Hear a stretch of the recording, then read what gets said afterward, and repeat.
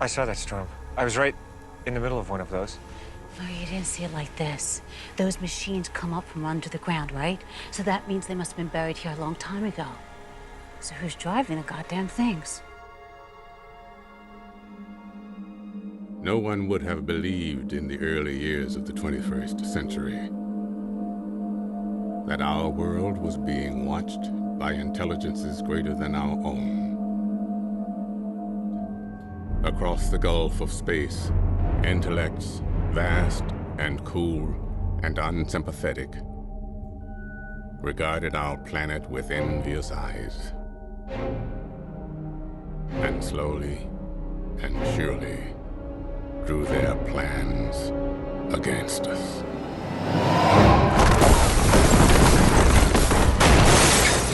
This machine, it crawled out of the ground, started torching everything. Just killing everybody. They defeated the greatest power in the world in a couple days. Walked right over us. And these are only the first. They'll keep coming. This is not a war any more than there's a war between men and maggots. This is an extermination.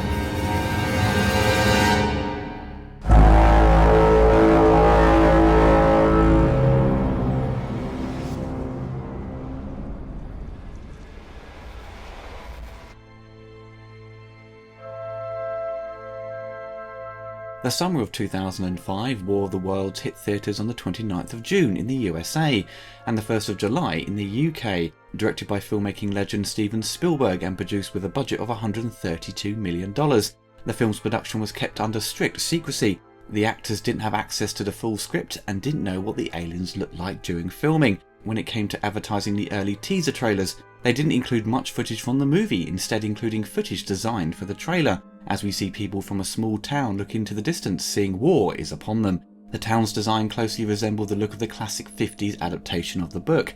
The hype in 2005 was certainly strong, and the movie proved very popular at the box office, totaling nearly $600 million worldwide, putting it in the top 4 of the most successful films of that year, and it made an additional $100 million when it came out on DVD.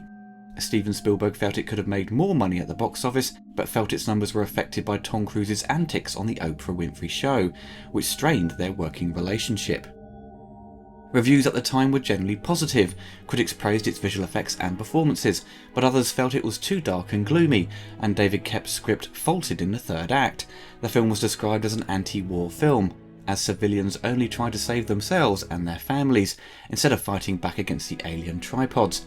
Many felt it tried to recreate the atmosphere of the September the 11th attacks, with bystanders struggling to survive and the usage of missing persons displays. On the Ebert and Roper show, they had mixed opinions on the film. Roper gave it a thumbs up, praising the performances of Tom Cruise, Dakota Fanning and the action sequences, but felt we didn't get to know the characters, and the survivalist played by Tim Robbins felt like a scene lifted from another movie. Roger Ebert gave it the thumbs down. The film didn't match up to Close Encounters, E.T. and Spielberg's most recent sci-fi movie, Minority Report. He also felt it didn't offer much new, but praised some of its visuals. War of the Worlds was nominated for 3 Academy Awards, including visual effects, sound mixing and sound editing, unfortunately losing all to Peter Jackson's King Kong. The novel to The War of the Worlds was written by English author H.G. Wells in between 1895 and 1897, and made its first appearance in hardcover in 1898. Wells was a popular author of the time, known for his books The Time Machine, The Island of Dr. Moreau and The Invisible Man. The War of the Worlds was one of the earliest stories that detailed a conflict between mankind and an extraterrestrial race. The novel takes on a first-person narrative of both an unnamed protagonist in Surrey and of his younger brother in London, as southern England is invaded by Martians. The novel has been variously interpreted as a commentary on evolutionary theory, British imperialism and general Victorian superstitions, dealing with the fears and prejudices of the time. It wasn't until 1938 that it got its first adaptation for radio, written and directed by the talented Orson Welles. It was performed as a Halloween episode and aired over the Columbia Broadcasting System radio network. It became famous for allegedly causing mass panic, although the scale of the panic is disputed, as the programme had relatively few listeners. But the delivery by Orson and the sound effects used in the show really demonstrated how you could trick your audience, showing that Orson Welles was destined for greater things. The first feature film to adapt the novel was the 1953 classic by director Byron Haskin. It was a modern retelling of the 1898 novel, changing the setting from Victorian-era England to Southern California, changing its commentary to the then ongoing Cold War and the nuclear arms race. The film was very successful despite the changes to the design of the tripods and location. The War of the Worlds won an Academy Award for Best Visual Effects and went on to influence many other science fiction films, becoming an important part of cinema and pop culture. Now for the modern version, in 2002, after collaborating on Minority Report, Steven Spielberg and Tom Cruise were interested in working together again. Cruise met Spielberg during the filming of Catch Me If You Can and put forward 3 film ideas, one of them being an adaptation of The War of the Worlds. Spielberg chose The War of the Worlds and was really excited to finally adapt the story. The film is Spielberg's third on the subject of alien visitation, along with Close Encounters of the Third Kind and E.T. Spielberg wanted to make a scary film with scary aliens. It was something he had never tackled before. For the first time, it was an alien picture where there is no love and no attempt to communicate. When it came time to writing the script, J.J. Abrams was approached by Spielberg and Cruise, but he turned the offer down, as he was working on the pilot for his television series Lost. Josh Friedman was brought on board, and whose only other writing credit at the time was on the film Chain Reaction. He delivered a screenplay which was then rewritten by Spielberg regular David Koepp.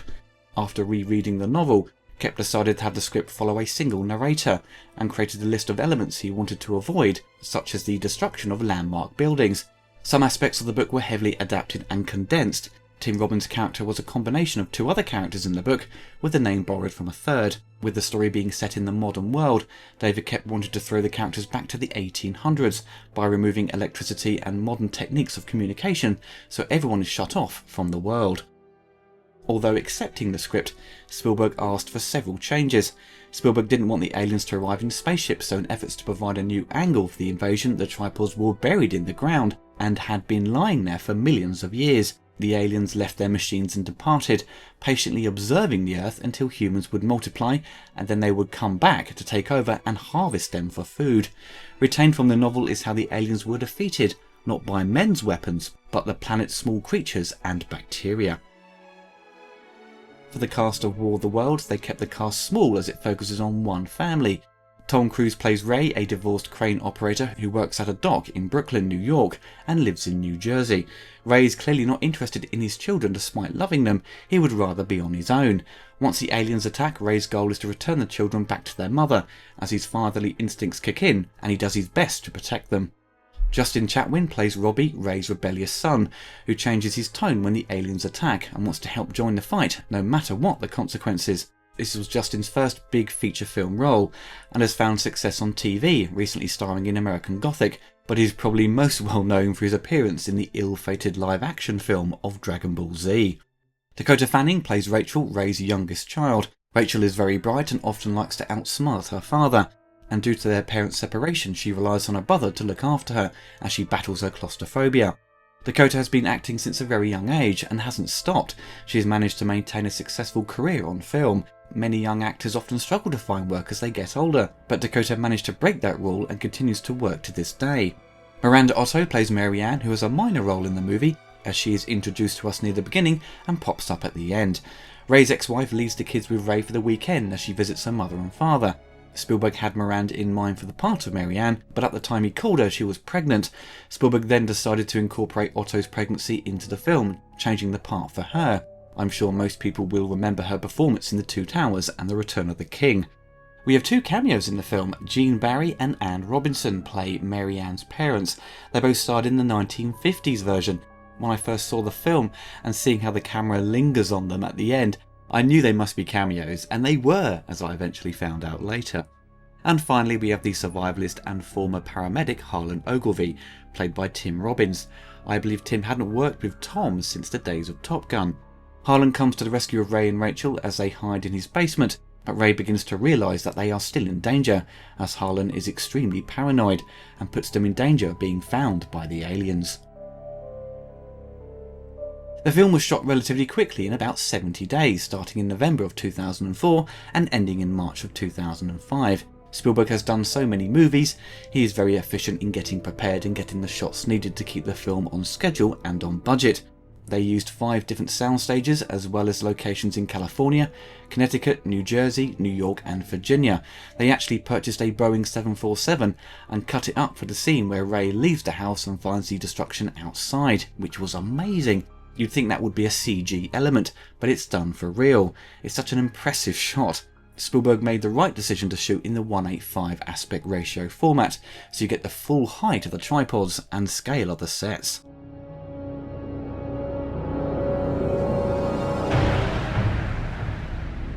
The film opens in Brooklyn with Ray finishing his job at the docks and returns home late to meet his ex-wife and her new partner. He's looking after the kids for the weekend and doesn't appear to be looking forward to it. He tries to interact with them, but his short temper gets the better of him and he decides to go to bed and wakes up to find his son has driven off with his car. He noticed everyone is looking up into the sky. A massive storm seems to be coming in and looks like nothing he has seen before. His daughter joins him as they watch the storm begin to hit the town. Huge bolts of lightning strike the town and hit the same spot multiple times, which is an unnatural occurrence. After the storm passes, it's knocked out the power and disabled all phones, acting like an EMP attack. He heads out to find answers and finds his son and makes him go back home. Ray bumps into his friends and they find the spot where the lightning hit. The police and locals surround the hit point and begin to hear and feel rumblings underneath them. Suddenly the road cracks and separates, tearing the street apart. Suddenly a huge chunk of the road collapses, causing a massive explosion, and a ginormous tripod crawls out of the ground. A deafening horn comes from the machine as it powers up and begins to strike the town and people. Everyone runs for their lives. Ray ducks and weaves between the townsfolk as they are vaporized. He manages to escape and gets back to his home. The kids have no idea what's going on. He demands they must leave now. They grab limited supplies and manage to find a car, which still has power due to being repaired after the lightning strike. He steals the car and narrowly avoids the tripod's blast as it throws a massive attack on the buildings behind him. They manage to escape and drive to his ex-wife's house and take refuge. That evening a huge explosion happens over the house, making them think it's another attack. They secure themselves in the basement and await to find a Boeing 747 has crashed in the street. A news team is scavenging for food and surveying the wreckage explain that there are multiple tripods that have attacked major cities in the USA and Europe. They also explain the tripod's pilots travelled to Earth within the lightning as a way to enter their war machines, which have been buried here for millions of years. It's now a full attack on the human race. As usual, when it comes to Steven Spielberg's movies, Industrial Light and Magic handle the extensive visual effects, supervised by industry legend Dennis Murin. In order to keep the realism, the usage of computer-generated imagery and blue screen were limited, but the film still needed over 500 CGI effects to complete the action scenes, with the attack on the bridge being the toughest scene to complete. The film has a great combination of in-camera stunts, handled by Vic Armstrong's team, miniatures for the explosion of the houses, CG elements for the tripods, and augmenting many of the sequences. Steven Spielberg wanted the tripods to be graceful with their movements, replicating aquatic life forms, at the time wanting the redesigns to stay true to the book. Depicting the scale of the tripod was a challenge for the FX team, with Steven wanting the tripods to be 150 feet tall. The aliens themselves had designs based on a jellyfish with movements inspired by red-eyed tree frogs, and an amphibian quality with the design of its skin. Spielberg did not want any blood or gore during the heat ray deaths, wanting the movie to stick with a PG-13 rating, so the effects crew came up with the vaporization of the bodies, and considering it could not be fully digital due to both the complexity of the effect and the schedule, live action dust was used alongside the CGI ray assimilation and particles. The visual effects are the strongest aspect of the movie and have stood up extremely well. It's just over 13 years old now, and with its combination of miniatures, in-camera stunts with a mix of CGI, it's helped make it stand up to scrutiny. The opening destruction and seeing Ray and the kids escape is truly exciting on a big screen, as there are many shots of the camera just following Tom Cruise all in one take. There are clever cuts here and there to maintain the illusion, but it's solid directing. You have many elements set during the day, so it makes it more of a challenge for the visual effects to match the lighting. The attack on the boat as the cars slide off into the sea hitting Ray and his family was very intense. There was a lot of practical stuff within this whole sequence. You have many people on wires being pulled out of the water to simulate the tripods picking them up. There are a couple of little moments where you can tell it's computer-generated imagery as the tripods begin to stumble and explode, but nothing stands out as a wobbly FX shot. It's all for the most part very polished and keeps up the high standards of ILM and its visual effects artists.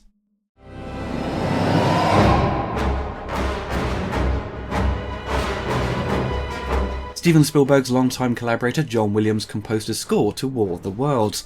This was the first picture John did with Steven where he had no footage to work from when he was brought on. When John finally sat down to watch the movie, Steven only had about 60 minutes of footage available, about half of the actual film. John felt confident he knew what direction to take the music, and to create the themes and cues necessary to get started, and told Steven the music would be a lot different to his previous sci-fi scores, such as Close Encounters and E.T., as War of the Worlds would be a very serious piece to match the nightmarish visuals. He throws in cues as a nod to the genre with big grand gestures to classic invasion movies. I think the most terrifying piece of music is when the tripods first emerge. Williams added a female chorus with a crescendo resembling a shriek for when the tripods attack the humans as they are vaporized. A very clever technique, as you would think it would just be a sound effect and not part of the score. For the opening and closing narration with Morgan Freeman, Williams uses primarily synthesizers to set the tone. A soundtrack album was released by Decca Records when the film was released, but to be honest this is one of John Williams' most forgettable scores. There are nice little cues here and there that work with the movie, and there are some elements that sound similar to Jaws, but overall it doesn't work well as a soundtrack to listen to by itself, which is rare for a Williams score, as his music often works well as an album. It works well for the movie, which is what it's supposed to do, that's its job, but I don't recall anyone really getting excited about the score. It just felt a little by the numbers for John. With the tone of the movie and its themes, the music takes on a different role, and often is dialed way back in the mix for the sound effects to take over, and focuses less on big themes and more for shock value, ramping up the tension as people are constantly running away from the tripods. The music serves the scenes well. John Williams is an expert in his field, but for Spielberg's return to the alien genre, it doesn't quite leave a lasting impression, sadly.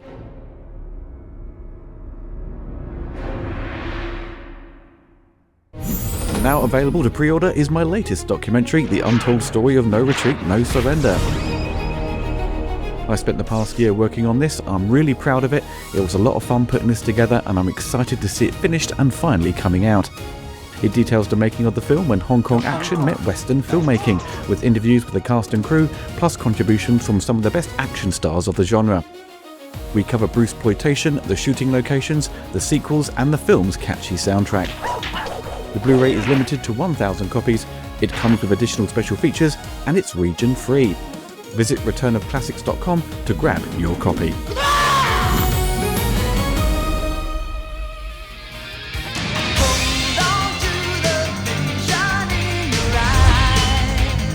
No retreat, no surrender.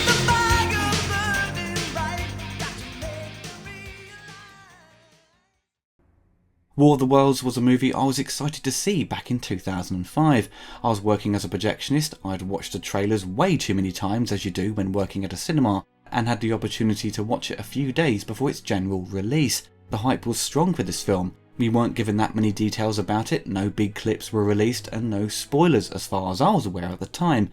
This was before YouTube was a thing, so we didn't have people analysing images or clips in fine detail to pick apart a certain scene and basing everything on speculation.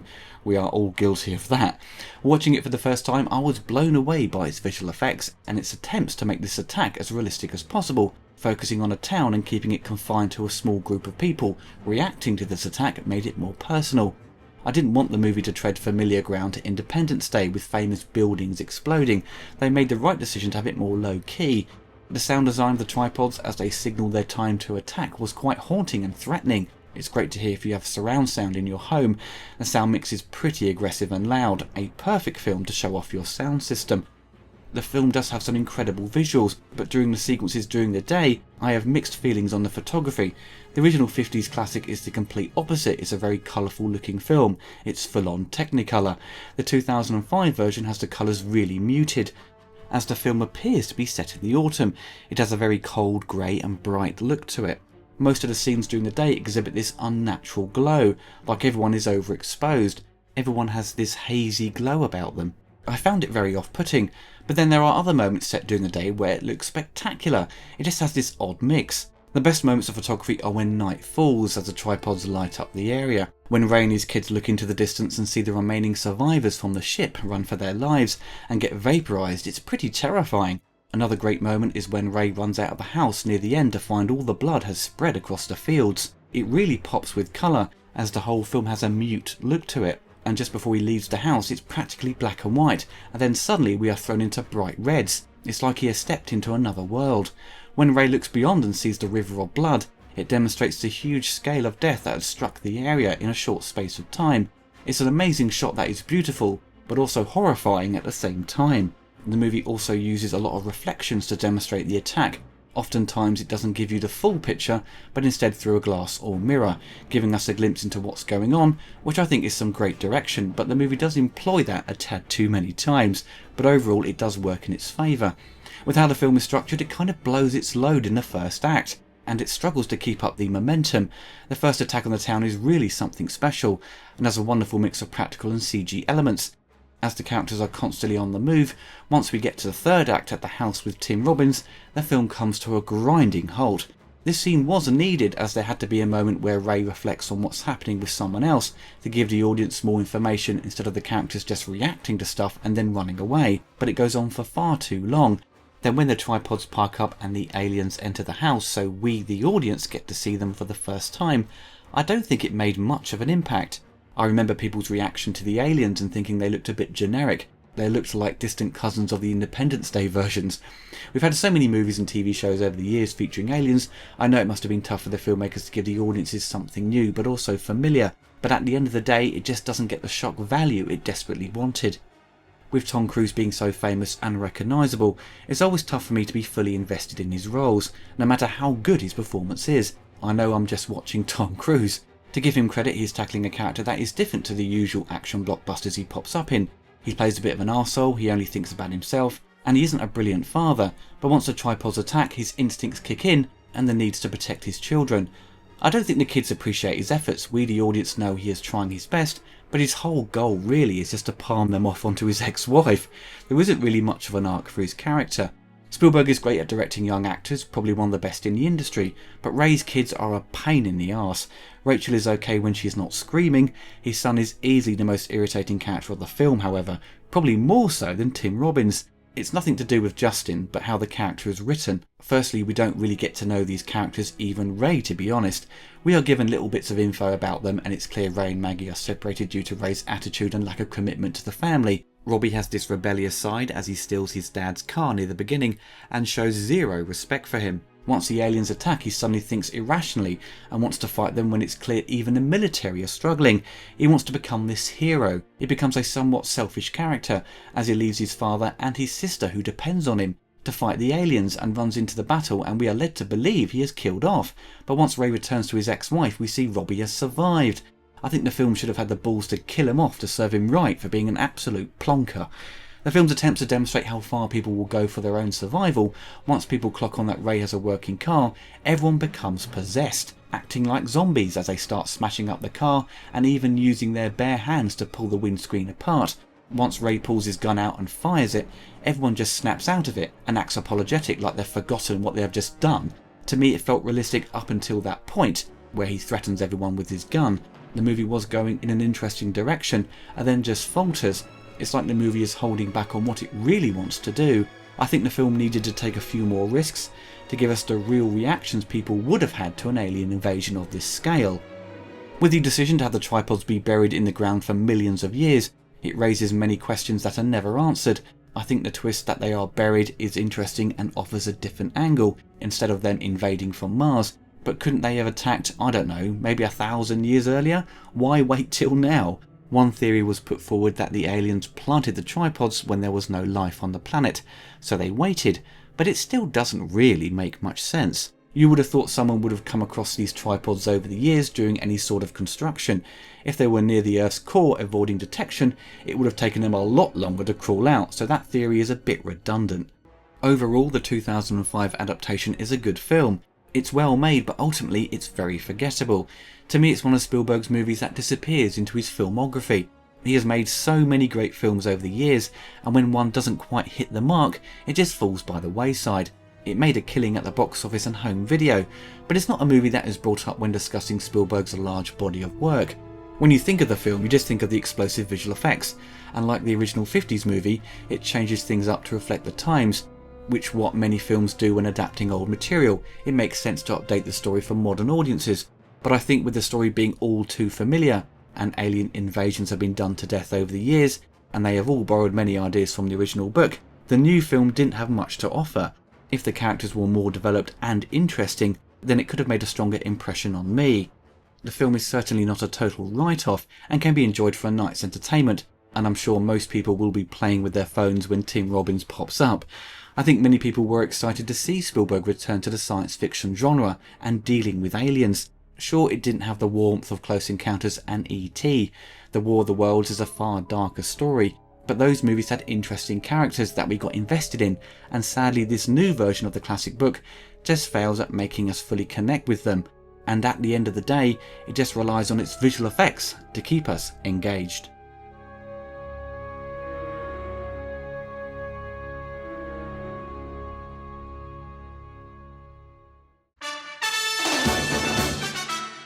I hope you enjoyed the video. Don't forget to click the like button and hit the bell to be notified of my latest reviews. Big thanks to my patrons and YouTube members for supporting the channel. If you want to get involved and gain access to exclusive videos and take part in Q&As, follow the link below.